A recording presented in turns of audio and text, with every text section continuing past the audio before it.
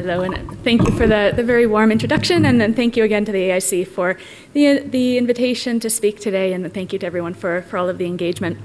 So something that struck me as I was looking a couple weeks ago at the draft agenda was a lot of the topics that are being covered here over today and tomorrow. So the illicit tobacco trade, human trafficking, the illicit drug trade. The common thread here is that none of these would exist with the force that they do if it weren't for money laundering. And what all of these offenses and crimes that we're looking at all also share in common is that most of them are relying on manipulation of our global trade system to exist. So exploiting the legitimate global trade system that we rely on for our economic security. So as I was talking to I'll save that for a minute. A friend and colleague of mine that works for one of the state police forces here in organized crime. I won't say which one because I know there's a lot of police here and I'm not going to dob him in here, but he's saying, you know, if I had a raft of dirty money that I needed to launder, I would go buy a couple $100,000 handbags and I would take them right through the airport. I'd probably claim my GST refund on the way out and be on my way, and then I can repatriate that value through another country's system. So this is someone whose professional life is spent dismantling these kinds of criminal financial networks. And it describes this, a laundering method, so simple that it fits into this one sentence. And it runs right through Australia and the global trade system, straight past our regulatory architecture, and in this case, straight out of the airport with a government refund on top of it.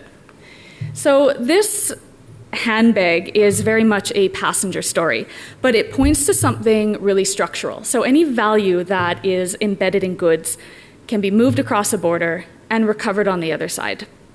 So if we strip away the luxury retail, the departure lounge, the very passenger aspect of this, what remains is the essential logic of trade-based money laundering, which is just replicated this whole scenario at a commercial scale. It's through the same trade architecture, it's at industrial volumes, and it's exposing those same regulatory blind spots.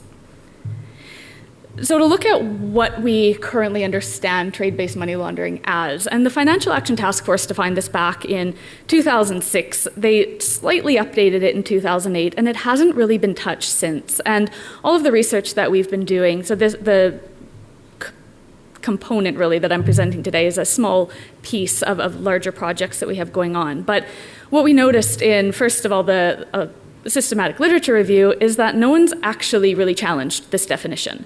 We've taken it at face value, and as Anton pointed out in his presentation, the real kind of structure behind the Financial Action Task Force is we can question the drivers and the conditions of that in the first place. So that kind of leads into this questioning of this definition. So what we know it as is this disguising of criminal proceeds through the manipulation of trade transactions in its simplest form. So we can under-invoice goods and ship them out, and that shifts value. We can over-invoice goods, multiple invoice of goods, phantom shipments. It all comes back to a documentary definition. So trade-based money laundering in this orthodox framework is something that we do to paperwork, to move value through our supply chain.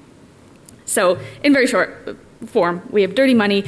It's shifting its value. The cash is never leaving the border. The value is shifting across the border through our trade systems.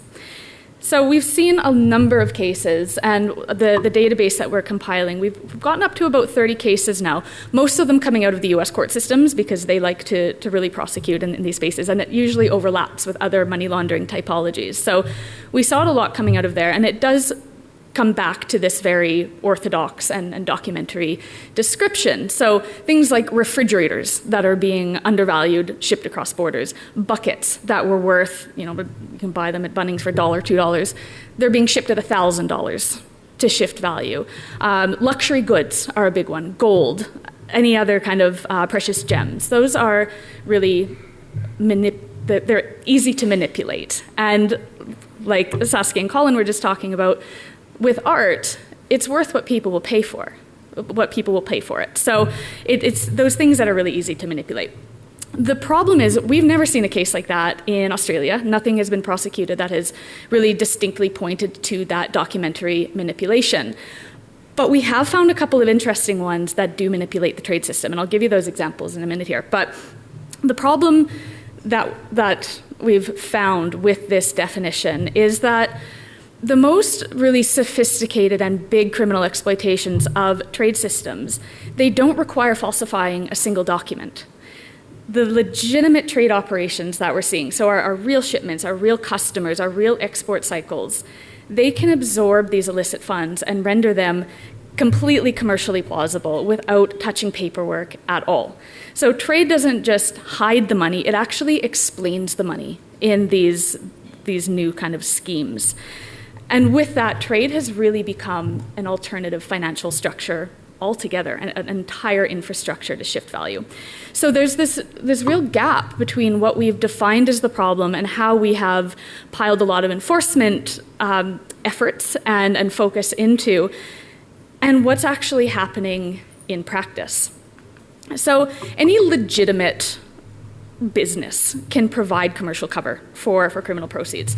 But what makes these entities in the supply chain more distinctive is this combination. First of all, it is complex. Any of these entities can fall into this.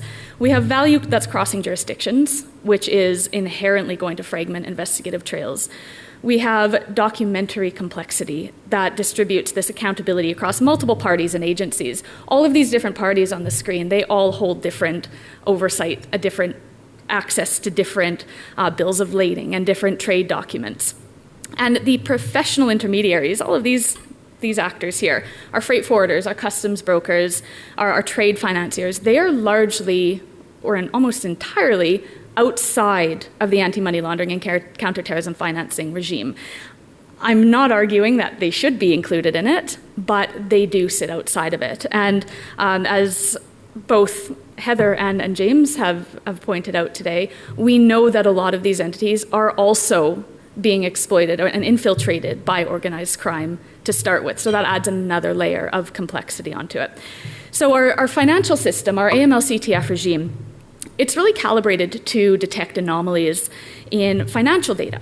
And it can't really interrogate the legitimacy of trade flows that are running through infrastructure that was never designed with that interrogation in mind.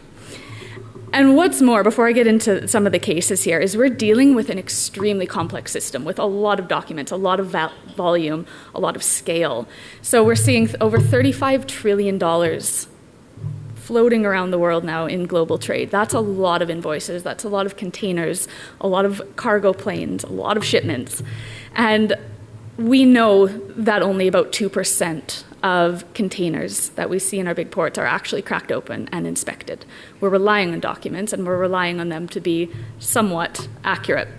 And nor do we have the resources to do much more than that without some technological miraculous innovation here. The other thing that complicates it, especially for trade-based money laundering, is that trade is primarily done through open account trading. So that could mean that payment for goods isn't actually sent until 90 days after a shipment is received, in some cases. So it adds, again, the inability to really look at some of that financial data. We've also seen and reported, this has probably grown since I put this together, about an $800 billion trade gap around the world. So that's the difference between what a country is declaring that they're exporting and what the receiving country is declaring that they're importing. That's down to a number of factors, things like currency fluctuation and freight costs and all of the other things that go into it. But it also indicates that we're seeing a lot of goods being misvalued. So that on top of the fact that we also have, I think it's like 32 different agencies in Australia alone at the federal level that actually oversee trade to some extent, plus all our sub-state and private actors managing hundreds of ICT systems. So these are all primarily designed for facilitation rather than detection. And we know that organized crime is now very much operating within that infrastructure and not just around it. So it's getting more and more complex. So with that, the trade system is really not just this incidental, it doesn't have an incidental connection to organized crime. For the most sophisticated networks, and some of these big networks and cases that we've seen, it actually is the infrastructure for their financial crimes.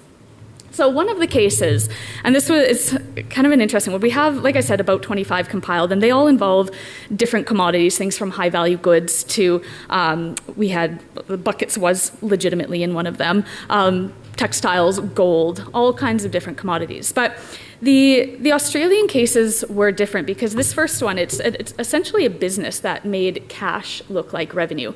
So this involved Sino Transport Party. They were registered with ASIC until about 2011, and then, as I found through more searching, they actually phoenixed and came up with another company called iExpress for another couple of years before that one was shut down. So in this case with Sino Transport, they were a freight forwarding company. And it doesn't say this in the prosecution, but linking back to some of the investigative reports, it was these two kind of separate operations happening. So drugs and precursor chemicals were being trafficked into Australia. The proceeds were being collected from a number of mules around the country in cash, as per normal. And the customer was then a Daigou operation, so a surrogate shopping operation. We saw a lot of that. If you remember, over COVID, there was the baby formula shortage. A lot of baby formula was being shipped out to China. A lot of that was happening through our Daigou shoppers. So they're collecting them on behalf of their customers in China. But once that cash made its way inside this freight forwarding company, whose customer was this Daigou shopping organization, the money stopped being drug cash at that point, and it started behaving like trade revenue.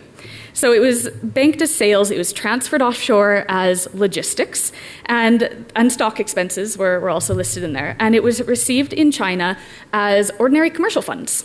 So the shipments were real, the customers were real, and the documentation was accurate. How do you catch something like that? So this case, it's not necessarily a cash laundering case that just happens to involve a business.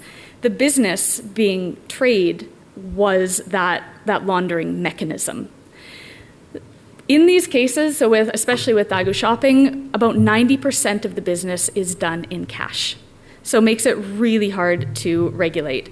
So this freight forwarder's income was coming 90% in cash from that Daigou customer. And that's entirely consistent with the industry, and it's not really heavily or regulated at all. So nothing about these cash inflows really looked anomalous once we understand that trade model and how it operates. So it's essentially an informal value transfer system at that point. So when our criminal proceeds needed to move in that case, they moved through the same channels as legitimate trade revenue. It's deposited into the business account, transferred via currency exchange in this case, and described as routine freight and purchasing costs. So no invoices were falsified, again. No trade was invented, and that manipulation was not in the paperwork, but it was the entire reason for the trade relationship being used. So the criminal proceeds, they entered it as cash, they exited as business revenue, simply as that. Not simply, they had to actually coordinate this, but it does come down to that rather simple process. So the trade infrastructure was providing this transformation, and to any bank dealing with this, it just looked like completely legitimate commercial activity, because we're not dealing with a regulated industry in this, we're dealing with cash. It just looked legitimate. This happens, it's allowed, nothing's stopping it. Now, as an aside, I have this quote up there because I actually went on a rabbit hole looking at, there are a number of Chinese chat boards that were talking about what freight forwarding company to hire to start getting their goods shipped over. Over to China. And one person was saying, oh, I know the Sino freight company, and another commented that, this company is incredibly unreliable. I lost $1,000 worth of my goods and won't compensate me. I want to curse their ancestors for 8 generations. So it was this case that they weren't particularly, effective at money laundering at the end of the day because they got caught, nor were they that good at freight forwarding. So they were kind of a sloppy example. But we know there's much more sophisticated models out there and people that are actually good at this. The next one involves A&E, another Daigou shopping organization. And this one kind of makes that trade mechanism even clearer. So there was structured cash involved in this one, but that's not what actually did any of the laundering. The laundering worked because the cash was absorbed into this functioning Daigou trade operation. So in this case, drug proceeds were actually being delivered to a Daigou warehouse in shopping bags. It's that really stereotypical, we saw it in our commission that ran in Canada as well, shopping bags being delivered full of cash. You'd think that would be suspicious, but it's legitimate for this kind of organization. So the employee that was charged with dealing with this cash, he would count it, he would put it in the books as trade revenue and sales revenue, and he deposited it as business income. So he was given explicit instructions. He was dealing with just under $4 million in cash. But when he had to go deposit it, he was told no flat amounts, keep it under $150,000 because that's the threshold limit for any of the banks that are reporting. So he made 28 deposits over 3 months. Most of them were between $100,000 and $149,000 and $985. So always staying under that limit to try and evade any kind of detection. At the same time, there was baby formula and personal hygiene kind of products that were being packed and shipped to China. So the criminal money and the legitimate trade, they were moving side by side through the same premises, handled by the same staff, and recorded in the exact same accounts. Like the first case, this was a cash-intensive trade and a cash-intensive trade model. So we have large volumes of cash that are commercially normal. And once inside of that business, the trade follows a very normal, ordinary trade pathway. So it's banked as revenue, it's transferred through currency exchanges, and it's described as, again, routine purchasing and logistics costs. So like the first case, no invoices were manipulated, no shipments were fabricated, and the trade documentation, it was clean. So when the case actually ended up reaching the courts, the defense succeeded in one side because one of the experts actually testified saying, this is not trade-based money laundering because it didn't fit under that current definition that I showed you before. But we do know that trade infrastructure had transformed that illicit cash into legitimate revenue. And in doing that, it made that laundering legally invisible. Oh, I went the wrong way. So one of the kind of aspects of the research that we're doing is to really challenge this definition to help us get a better understanding of the trade system that is being manipulated. And what the two cases that we found from Australia showed us is that the definition provided by the Financial Action Task Force isn't just narrow, it's narrow in a way that's creating a real regulatory and enforcement blind spot for some of the most sophisticated organized crime operations in the country.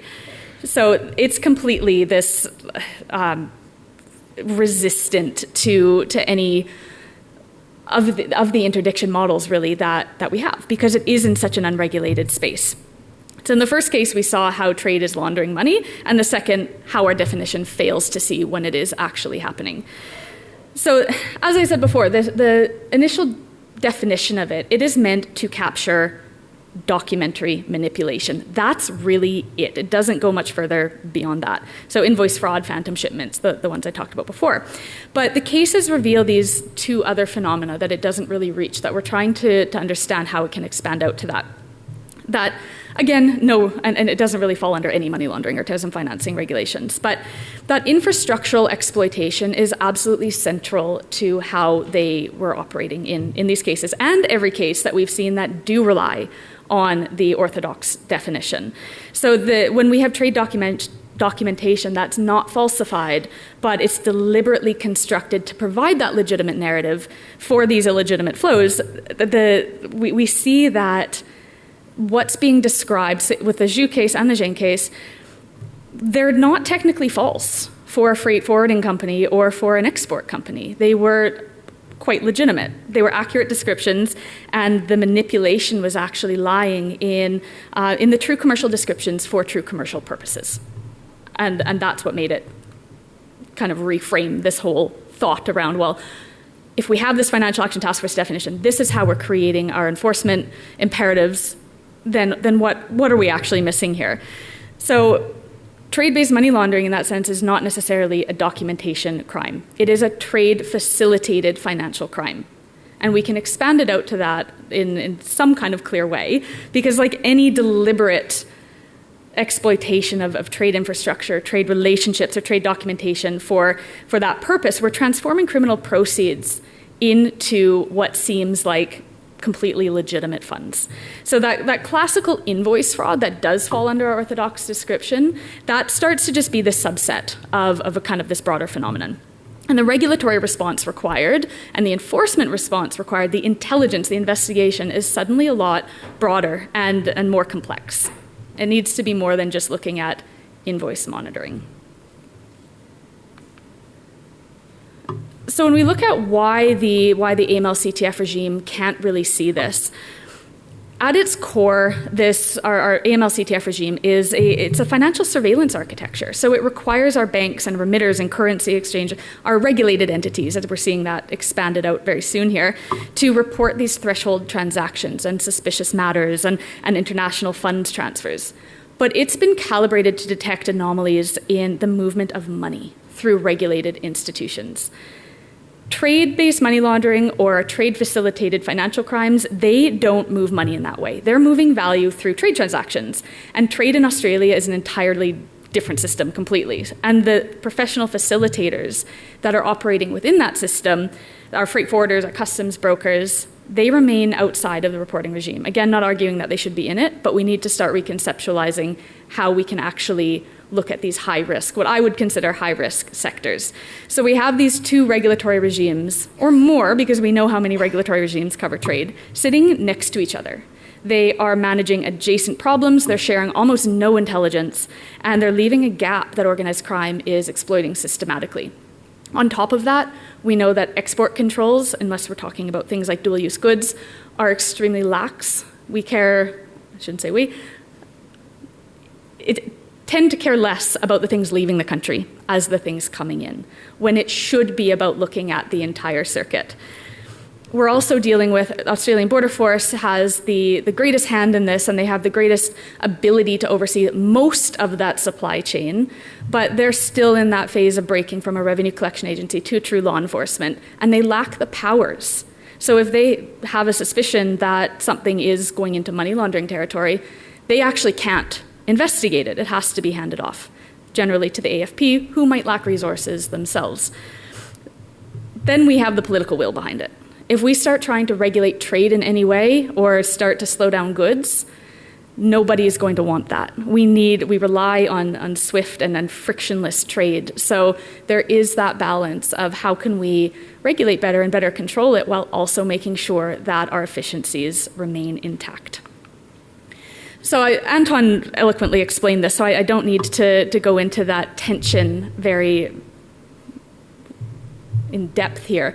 But we're dealing with, and the two cases that I went over, they really concrete the tension that Anton pointed out between the exclusion and surveillance competing priorities here. So that tension is concrete because in both cases, we had banks that were receiving structured deposits from businesses and they had legitimate commercial profiles. So a compliance officer that's looking at, say, a freight forwarding or company or a Daigou shopping organization, and if they have the documents to support it, and they know that this is the general trade practice that they engage with, they're not going to have any reason to suspect it. So why would they report anything? And that's where a big gap comes in, because that trade relationship provides the exact kind of plausible commercial narrative that makes suspicious matter reporting much harder to trigger. And that's the bind. So the regime, and especially in trade that we see, it can't effectively exclude criminals from the trade system because it can't see them clearly enough to do so. And it can't effectively surveil their financial entanglements because the trade layer sits so far outside of the financial intelligence architecture. So the blind spot isn't accidental in this case, it's very much structural. So what do we do to wrap up here? And this is, I know, Ella, you pointed on this earlier, that these are wicked problems that we're dealing with. There's no one solution, there's no quick fix, but some of the things that we can think about to start moving forward is really shifting to this understanding of trade-based or trade-facilitated financial crime rather than relying on our trade-based money laundering approach that we've been taking. Because it's more of an operative definition, and it captures the infrastructural exploitation and the documentary normalization alongside the classic falsification that was previously covered, so helps to bridge some of those gaps. The other is reorienting some of the metrics. So we can look beyond this documentation value towards more to measurable disruption, really. So getting creative with it, confiscating assets, dismantling the networks, as opposed to if something comes in, say, highly overvalued at the border, what's Border Force going to do about that? There's no tax evasion. There's no Customs Act violations happening unless they really suspect it's money laundering. And unless the agency that they can pass it off to has the capacity, nothing's going to happen with it. So starting to think about more creative ways to actually look at the network versus just the goods and the commodities that we're dealing with in these. The other is to build a bit of a data crosswalk between our suspicious matter reports that do contribute to our financial intelligence sector and trade system anomalies. So things like cash intensity, making sure the export patterns are aligned with the actual declared turnover, that we have these, if there's sub-threshold deposits made over and over and over and over again. So $149,000 going in 10 times over 3 months, that should raise some suspicion, but it doesn't trigger it because it's still under threshold. And the other thing is shifting this inspection strategy from our document-centric checks towards more of these risk-based targeting. And that could help to really fuse together the cargo, the entity networks, and the payment behaviors. So if we're looking just at the document manipulation, we're missing these cases that are using the trade system to move legitimate goods and illegitimate money at the same time. So it helps to bridge some of that together. And strengthening some of the vetting and digital traceability for high-access roles in the logistics chain. We know that freight forwarders, customs brokers, port operators are high risk, and as we've seen, have been infiltrated by organized crime. We know that they have. In some cases, they might just be kind of unwitting participants, but in many of them, actually quite active. Now, sorry, I should switch to that one. I forgot I had the next 3 on there. So where do we go from here? We have a real absence of data in Australia, and there's a real absence of data on our orthodox trade-based money laundering globally, because it often fits in with part of a bigger money laundering scheme. But that is not evidence of its absence. It is evidence of the invisibility and the architecture of trade in its entirety. So trade provides, our global trade system, it provides legitimacy, and it provides the documentation and the commercial narrative that converts our criminal proceeds that are fueling the very serious crimes that we're talking about over the next 2 days into acceptable revenue. And it bypasses our surveillance architecture completely. So if we can start to redefine this problem and integrate the systems and bring the right entities to the table and into scope, we can start to maybe close that blind spot a little bit. But until then, trade will continue to be the place where illicit cash can become legitimate with a little bit of coordination and some documents. It's in plain sight, it's on paper, and it's perfectly clean. So it's not a marginal compliance issue that we're talking about here. It's very much a structural vulnerability that has been exploited by organized crime. And I'll leave you there. Thank you.